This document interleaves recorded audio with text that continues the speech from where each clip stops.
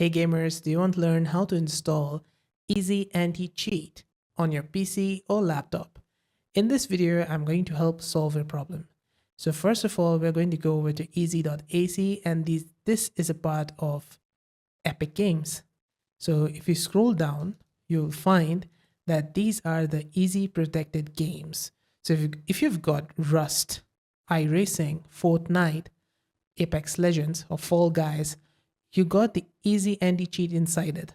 So to install it, because they don't have an installer here, you first need to either go for Epic Games or go over to Steam. So you need to install Steam first. I've got Steam installed, so I'm going to go inside it. And I've also got the Apex Legends installed. So inside the Steam, in the library section, I've got Apex Legends installed. If you look at over on the left hand side, I can right click it and go to manage and browse local files. Now if I go here, I will find that I've got the easy anti-cheat folder inside Apex Legends folder.